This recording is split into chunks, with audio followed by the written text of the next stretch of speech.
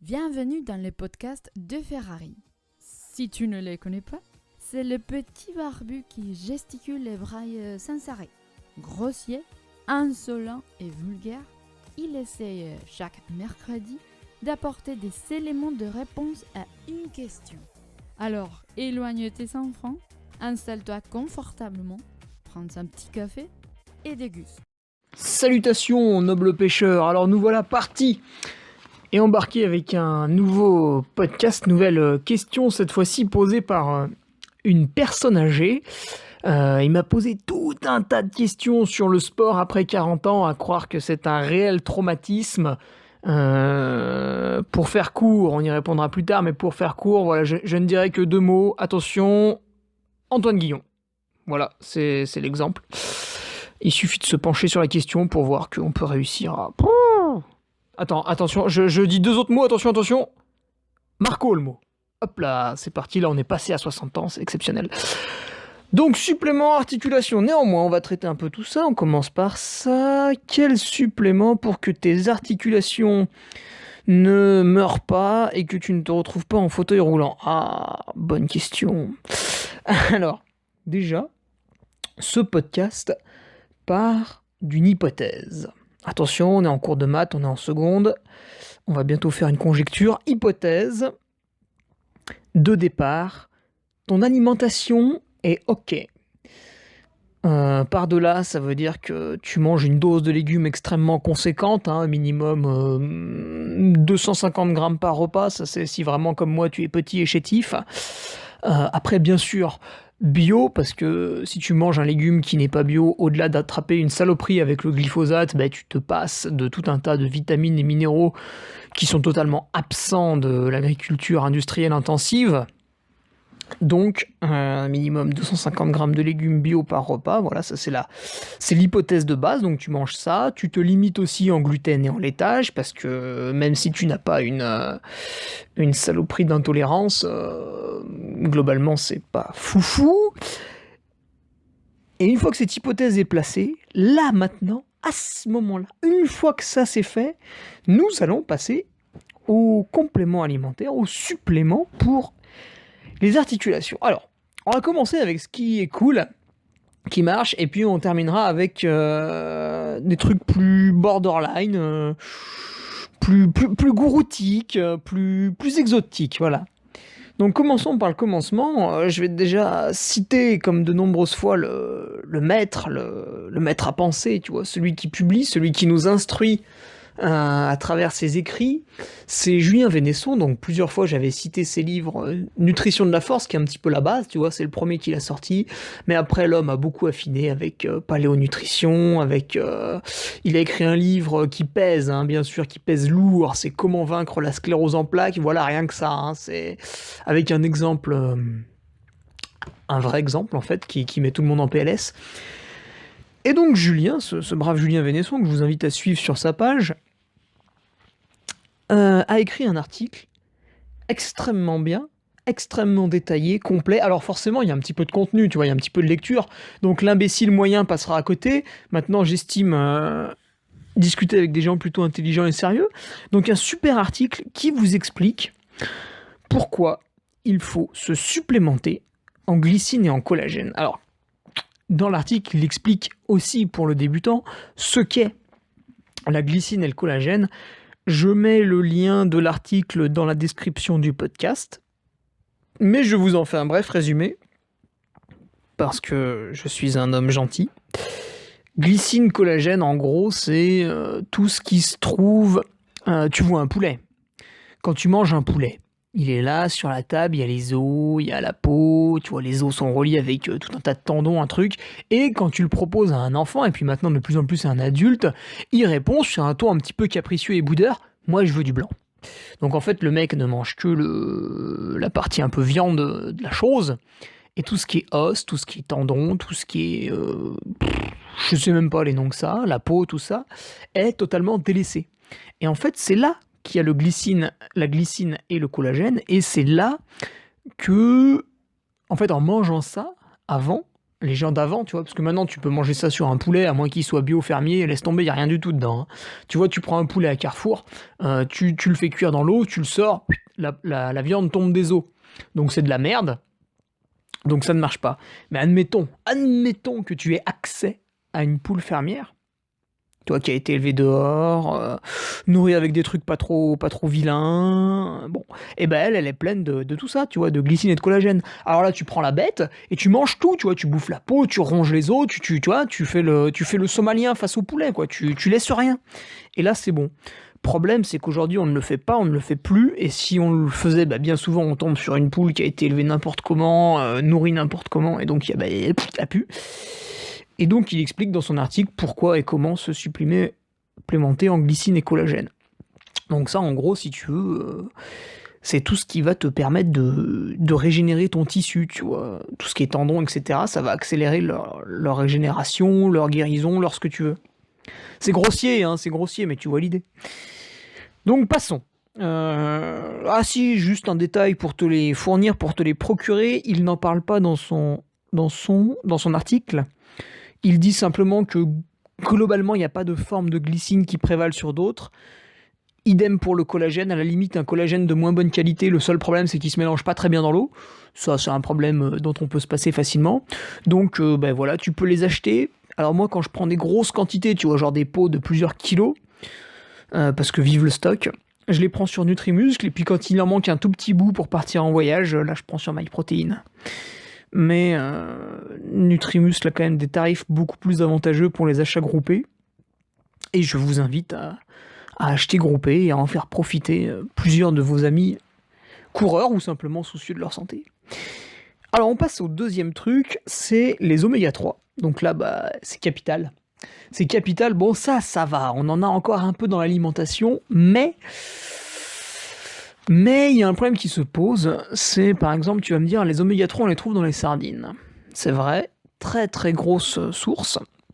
Le problème, c'est que ta sardine, tu vois déjà, on sait pas trop où elle a été pêchée, on sait pas trop comment elle a été conditionnée, et puis ce qu'on sait, c'est qu'à la fin elle est dans une conserve. Conserve qui à terme va t'empoisonner avec le bisphénol A et S. Problème, à ne pas manger tous les jours donc. Du coup, tu vois, la sardine, tu vas la manger une fois par semaine, et puis après, c'est compliqué. Donc la dose d'oméga 3 va te manquer un petit peu, tu vois, même si tu fais ça. Alors là, tu vas me dire, ouais, il y en a dans les graines de chia. Bon, alors déjà, les graines de chia, ça coûte un certain prix. Mais pourquoi pas, encore une fois, admettons. Et les graines de chia, très franchement, avant d'en manger une quantité suffisante, tu vois, faut y aller, hein. C'est un petit peu, tu vois, alors ça marche un peu mieux, mais c'est quand même un petit peu marrant. C'est comme ceux qui te disent la spiruline est une excellente source de protéines. Non, c'est une bêtise. Alors en fait, c'est très facile à comprendre. La spiruline a un excellent ratio de protéines. Maintenant, quand tu manges de la spiruline, même s'il y a un excellent ratio, tu ne manges pas une grande quantité de protéines. Parce que celui qui va bouffer plus de 2 grammes de spiruline, il va chier un arbre. Il va chier un arbre. Il y a un tronc de chêne centenaire qui va lui passer par le trou de balle. Parce que 2 grammes, c'est déjà énorme. Ça a un goût infâme. C'est dégueulasse. Ça te pourrit une salade, ça te pourrit un yaourt, ça te pourrit ton assiette. Si tu en renverses un peu par terre, ça y est, le sol est coloré. Au-delà de 2 grammes, c'est un truc de marteau. Donc si tu manges 2 grammes, même avec un excellent ratio de protéines, ça t'en fait, je sais pas, même s'il y a 50%, ça te fait 1 gramme de protéines. Bon voilà. C'est autant dire que, tu vois, je pisse dans le lac du Bourget pour le réchauffer, quoi. C'est, voilà. Donc revenons un petit peu aux graines de chia qui fournissent des oméga 3. Oui, c'est vrai, ça marche pas mal. Bon, après, c'est toujours pareil, il faut qu'elle ait une bonne provenance, etc. Donc, en fait, la graine de chia peut te servir comme supplément d'oméga 3. Après, il faut la trouver un tant soit peu biologique, hein, quand même. Et je ne sais pas s'il y a des pays qui la sagouinent plus que d'autres. Donc, je peux pas trop te dire où la choper, où choper la bête. Autre option pour des oméga 3, celle-là, je l'aime beaucoup. Elle est très peu chère. Elle est aussi très peu connue. Tu vois, c'est con, hein. Les gens connaissent pas, en fait, ce qui est pas cher. Puis après, ils mettent un gilet jaune et ils vont brûler des palettes dans la rue. Donc, L'huile de colza. L'huile de colza n'est pas chère, donc après tu peux encore la prendre biologique, ça c'est exceptionnel. Et avec ton huile de colza, ben là tu as un ratio oméga 3, oméga 6 qui tend vers le oméga 3. Parce que le problème de l'huile d'olive, on vante l'huile d'olive pour la santé, donc ça, bon, pareil, c'est une connerie, enfin c'est génial. L'huile d'olive, c'est beaucoup d'oméga 6. Et vu qu'on est déjà très riche en oméga 6 de base, c'est un peu la merde, tu vois. La balance penche encore plus d'un côté, tu vois. Il y avait toi sur la balance et un obèse de l'autre côté, boum, on a rajouté 2 obèses. Bon, bah ça rééquilibre pas. L'huile de colza, ouais, tu as un très très bon ratio. Après, l'huile de noix a un très bon ratio en faveur de l'oméga 3. Problème, elle est beaucoup plus chère que l'huile de colza, hein, donc bon, autant prendre de l'huile de colza, tu vois, c'est moins cher, on s'en bat les couilles. Et puis, dernière recommandation pour ces oméga 3, c'est tout simplement, bah voilà, tu te fais pas chier, tu les prends directement en complément alimentaire. Ah, ça, j'ai toujours un stock avec moi. À conserver, alors bien sûr, c'est comme l'huile de colza, c'est comme les graines de chia, si tu veux pas les détruire. Les oméga 3, il faut les conserver à l'abri de la lumière, de la chaleur, enfin la chaleur relative. Disons qu'il faut pas trop que ça dépasse 20 degrés. En fait, ça, tu le vois beaucoup sur les gélules. Si tu veux, la gélule transpire, tu vois, au bout d'un moment. Elle sue, elle sointe. Et puis après, bah, elle éclate, et là, par contre, c'est dégueulasse. Est-ce que tu as déjà bu de l'huile de foie de morue ? Oui. Non. Si tu me dis oui, tout de suite, tu vas avoir un relent, parce que tu vas te rappeler à quel point c'est dégueulasse. Et si tu me dis non, bah, sache-le, ça fait vomir, quoi. Donc ces oméga 3, à conserver à l'abri de la chaleur et de la lumière, ils sont à se procurer, alors si tu veux absolument te prendre juste les gélules et pas te faire chier sur l'alimentation, ils sont à te procurer, il faut regarder le taux, ça s'appelle Totox. C'est comme Toto mais avec un X, tu vois, donc c'est pas un film de cul avec Toto, c'est le Totox, c'est comment il a été oxydé, conditionné, voilà. Si c'est bas, c'est bien, si c'est haut, c'est pas bien. Donc bas, ça peut aller jusqu'à 1, mais j'en ai jamais trouvé un 1. Et haut, je sais pas, j'ai déjà vu un 21 passer, donc ça c'était une belle merde. Nutrimuscle affiche un Totox à 2 et Rudy Koya te propose sur son site 2 types d'oméga 3, un à 2 qui est très cher et un à 3 qui est moins cher. À mon avis, le 3, tu vois, il est pas mal déjà. Et après, tu as MyProtein qui propose des oméga 3. Écoute, j'en ai acheté.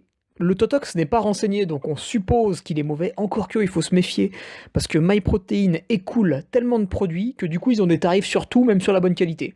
Donc, je sais pas trop. Tu vois, après, peut-être qu'ils n'ont rien à branler de les faire tester, je sais pas. Mais supposons quand même qu'ils sont de moins bonne qualité. Après, pour avoir eu la gélule entre les mains, franchement, c'est une belle gélule, ça a l'air plutôt propre. Parce que j'ai déjà eu des gélules d'oméga 3 moisies entre les mains, ça a une sale gueule. Ça a très franchement une sale gueule, on comprend que c'est de la daube. Là, ça avait l'air d'aller. Donc voilà. Passons à la suite. Alors, selon moi, une fois qu'on a les oméga 3, la glycine et le collagène, pour les articulations, normalement, tout va bien. Elles se régénèrent suffisamment vite avec la glycine et le collagène, sont suffisamment huilées, etc. Tout ce que tu veux avec les oméga 3, les mitochondries, tout le bordel, enfin tout va bien, les bonnes graisses, etc. Et on passe maintenant à ce que j'appellerais la catégorie bonus. La catégorie je borne beaucoup, je suis conscient que j'abîme mon corps, donc vraiment il me faut un truc en plus. Ok, d'accord, je l'entends. Là, je vais te citer mon sponsor Nutriting pour une raison, c'est qu'il propose le NuMove. Alors le NuMove, qu'est-ce que c'est ? C'est une association de chondroïtine, de sulfate de chondroïtine et de N-acétylglucosamine. Donc c'est glucosamine et chondroïtine sous leurs deux formes les plus assimilables. Ils l'associent. Alors, non seulement ils l'associent, mais en plus, ils en font une répartition qui est excellente, puisque quand on associe la glucosamine et la chondroïtine, il y a un ratio à respecter entre les deux. Voilà, ça, il faut le savoir. Et si tu vas sur des sites qui vendent des compléments de merde, en fait, ils s'en battent les couilles, ils respectent pas le ratio, ils te balancent de la glucosamine et de la chondroïtine, et dans des proportions, en fait, qui les arrangent d'un point de vue tarif, pour te le vendre plus cher, alors que c'est une moins bonne qualité. Voilà, ils t'enculent, quoi, en gros. Nutriting ne fait pas ça, c'est une boîte française, ils sont propres. Voilà, si je travaille avec eux, c'est parce que moi j'aime bien quand c'est français, quand ça vient un peu de chez nous.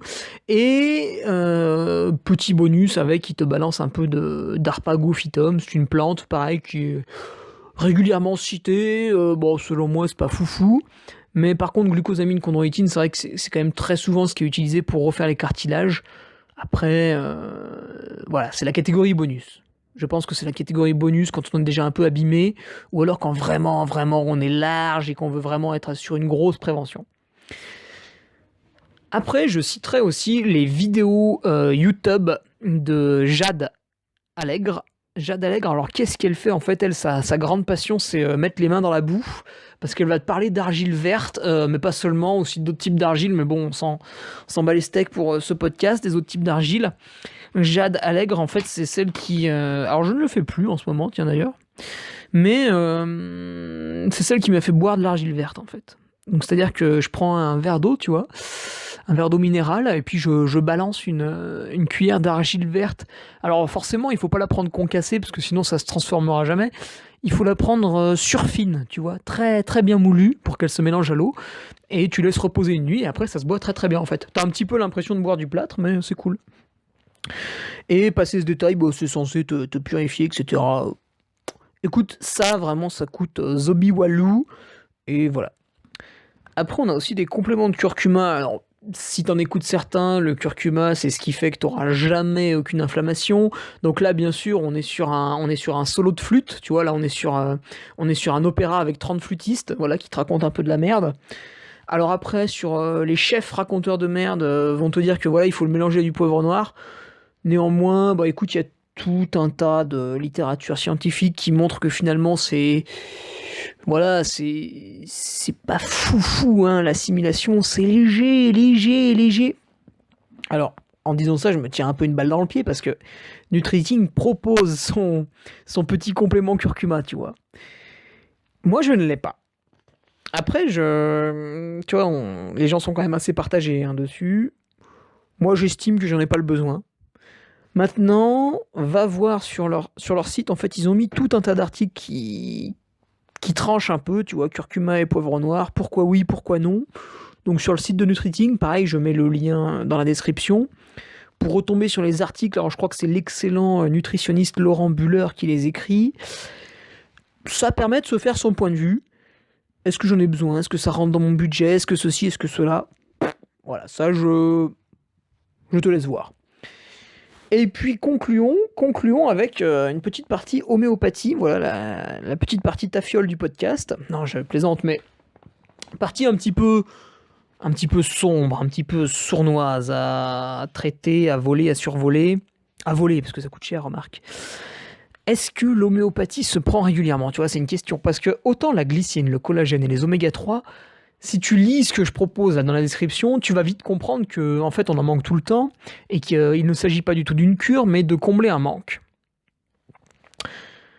Est-ce que l'homéopathie va combler un manque ou plutôt prévenir, guérir un problème, tu vois? Moi, de temps en temps, je m'en fais conseiller par. C'est Benoît Nave, l'ostéopathe, de temps en temps, qui me lâche un petit conseil ou deux comme ça. Donc l'autre fois, je m'étais fait un bobo. Il m'avait filé arnica, et puis je sais plus ce que c'était, CH, je sais plus quoi, ça c'est la dilution. Écoute, pourquoi pas. Après, ça je ne connais pas trop, donc il faudrait peut-être lui demander, est-ce qu'on pourrait avoir justement des trucs d'homéopathie au quotidien?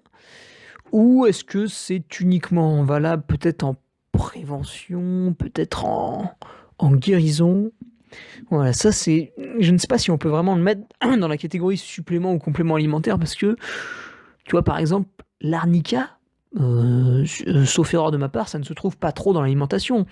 L'arnica, donc par exemple, c'est une plante, elle pousse dehors dans la nature forcément, et à la maison j'en ai un pot, c'est un gonze, il est allé ramasser les fleurs dans la forêt, il les a mélangées à l'alcool et puis boum, ça fait une fiole d'arnica, voilà. Donc ça on s'y met sur les bobos et puis ça diminue pas mal les hématomes. Mais est-ce qu'on peut avoir de l'homéopathie à prendre au quotidien pour nos articulations?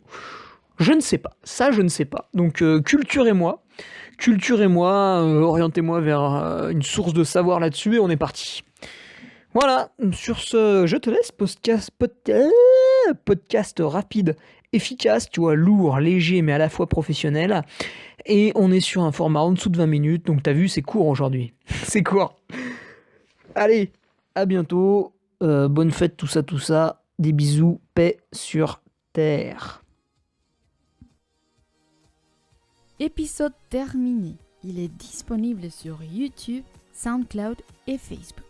Dans son élan de gentillesse, il le laisse libre de téléchargement sur SoundCloud et sur son site internet. Les liens sont dans la description. Si tu veux qu'il se tortue l'esprit sur ta question, harcèle-le par mail.